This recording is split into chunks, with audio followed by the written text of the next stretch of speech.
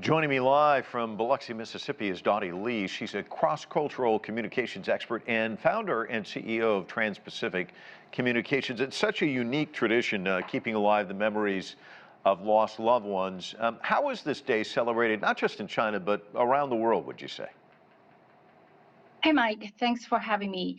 This is our tradition, and this holiday, if you will, Qingming has been around for 2,500 years. So we observe a lot of these rituals, and by, first of all, going to visit our ancestors' tombs, and we bring flowers, food, small dishes, and to the grave site, we clean the grave site, so to speak. Tomb sweeping came from that, and we mend the tombs. We bring offerings, we burn incense, and we talk to our ancestors. We talk to our deceased loved ones. We tell them stories. We worship them, and we remember this day by getting things prepared. And there's a whole lot of other rituals we observe around this holiday, but it's one of the most important traditions in our culture, in our custom. And as you alluded to, not just people in China, but Chinese diaspora observe this important ritual anywhere in this world, on this planet. Yeah, and Dottie, how would you say events have changed over the years with, modernization? In particular, in the past 2, 3, 4 years, when the pandemic hit, people were not able to go visit these grave sites and tombs. So people were creative. They came up with cloud offerings, cloud worshiping, cloud tomb sweeping. There were sites that popped up that offered people appointments to do these virtual cloud worshiping and tomb sweeping, if you will. So it didn't have the same emotions or same effect as you were to go in person. However, it offered some kind of comfort. By doing so, you were able to at least offer something to your loved ones, and by remembering them through these virtual services. And Dottie, how did you spend the day? I mean, and what's the buildup like coming up to it? Because it is a special holiday. Well, I've been in the United States for the last 36 years or so.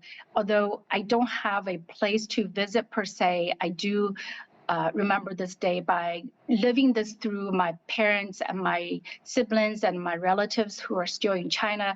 As a matter of fact, I just returned from a visit to my parents about 2 weeks ago, and we were able to remember our ancestors, the loved ones.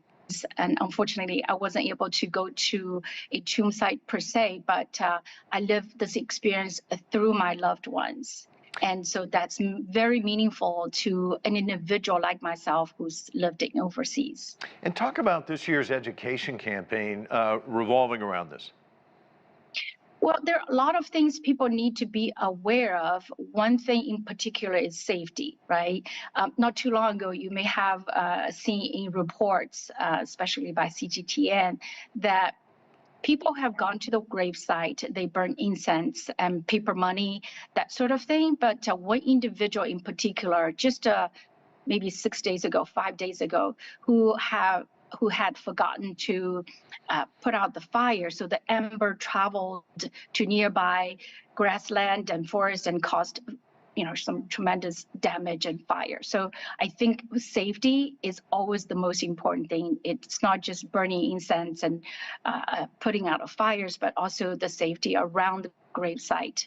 And also there's some taboos in the culture, if you will. There's some taboos that people should not be doing. And so I think those are still educational awareness campaigns, quote unquote, that people should be remembering not to commit those faux pas. And we got about 20 seconds, but what do you make of the story we just had on where you're seeing a lot more tourists coming this time of year to observe this event? Well, I think it's a ritual that all humans could relate to. It resonates with people. I think tourists come to observe that may have caused some kind of negative energy, because one of the taboos I was alluded to, lots of taboos, one of them is to not partake in other person's tomb sweeping activities. It's considered as bad luck. If you're not related to that deceased one, you should not be part of that. So by participating or observing as a tourist, it doesn't bring good luck to those individuals, or maybe to themselves. So I don't really quite understand the tourism around this area. But I think people have a reason to watch and see what this is all about, maybe curiosity. Dottie Lee, thank you so much for joining us from Biloxi, Mississippi. Appreciate it.